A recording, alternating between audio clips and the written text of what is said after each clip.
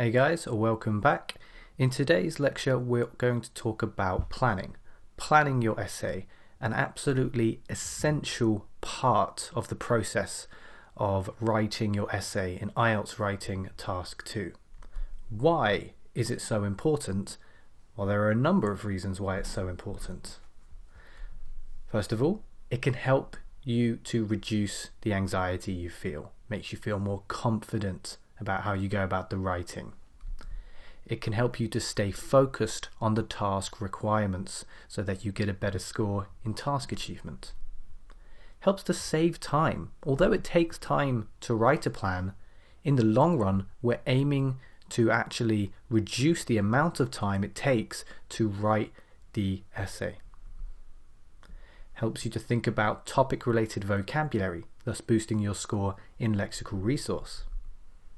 Can help you to organize your thoughts logically and coherently, thus boosting your score in coherence and cohesion.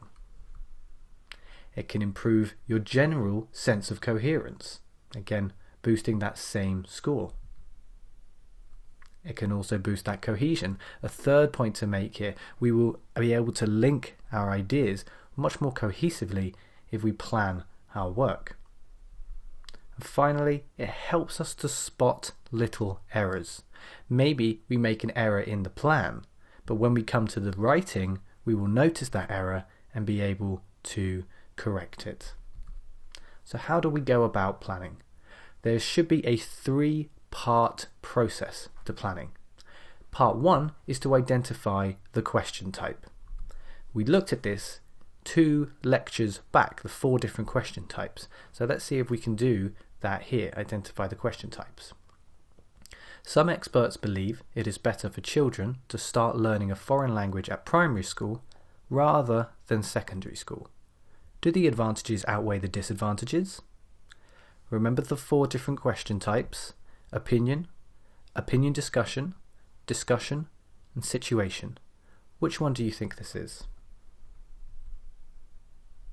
Well, let's underline the most important language here. Do the advantages outweigh the disadvantages? That is what gives away what type of question we're looking at, which is a discussion opinion question.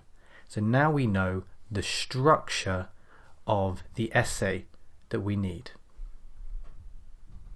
The second part of the process of planning is to underline the key words so that we stay focused on the task requirements. In this case, I would say that the keywords are better, so we're thinking of comparatives, whether to start learning a foreign language at primary school rather than secondary school. So better, start learning a foreign language, primary school, secondary school. These are the key themes to think about in an essay like this. Helps us to stay focused on those ideas if we underline them. Of course, our advantages outweigh the disadvantages. Very key part. I trust that you'll be able to work out that that is important without underlining it, but we're underlining it here just to emphasize the point. And you can see all of these keywords here. So, this will help us to address all parts of the task, which is an absolutely essential criteria point for achieving Band 7 in task achievement. If you want to score Band 8, the only thing that changes is the word sufficiently. Sufficiently addresses all parts of the task, will allow you to achieve a Band 8. So basically just properly addressing everything. The final part of the planning process can be done in 2 different methods, and it's essentially the planning part. So the first method looks a little bit like this.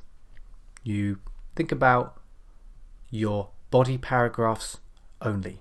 You do not want to plan the introduction and the conclusion because they shouldn't need any planning. You should know exactly what you're going to do. We know we're going to rephrase the question.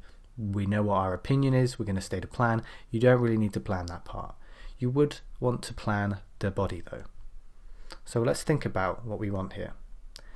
Start with the side you disagree with. Maybe you think it is better to start learning a foreign language at primary school. If that's the case, then you can begin by looking at the disadvantages the opposite side of beginning to learn a foreign language at primary school. So we'll just quickly do a few notes about what those are. Still learning your own language, there's too much pressure, other subjects are more important, like math, science and sport, maybe a bit more support needed there. And then we move to the side that we agree with, so we can look at the advantages in this case. It's a critical learning period. The child's brain is forming connections. The earlier start gives us more vocabulary, become fluent even more quickly, and would lead to a successful future. Again, we don't really need to write a conclusion, plan, we know what we're going to do here. Now this is one method, and to be honest, I think this is the inferior method. I think there is a superior method for planning the essay, which we're going to look at now. And as I said, we only want to care about the body paragraphs. We're going to focus on those. In paragraph 1, as before, we're going to look at the disadvantages. But the difference with this kind of plan is that we actually plan every individual sentence. That sounds like it would take a long time, but over time, with a lot of practice, it can be done very quickly. So what we do is we look at each individual sentence and we give it a purpose. Now, we're sort of moving forward a bit too quickly here. If you want to know what these letters stand for in a bit more detail, then please go to the coherence and cohesion section of the course and look at building body paragraphs. I'm going to go through this quite quickly here. T essentially is a topic sentence where we just give our main arguments. S is support sentence where we just support the idea. Example for E, second supporting sentence here, a second example. Same down below in the second body paragraph. T, S, S2, E2 and R, which stands for result. What is the result? Essentially what we want though is about 5 sentences for each body paragraph. As I said, when we get to the coherence and cohesion section, we'll be able to look at this in a bit more detail. Today, just showing you the basic steps involved in planning your essay. Part 1, identify the question type. Part 2, highlight the key words. And part 3, actually plan the content of your essay. This entire planning process should be completed within 5 minutes to give yourself 35 minutes for the rest of the essay. Now, the next lecture is going to go into a bit more detail about these time guidelines.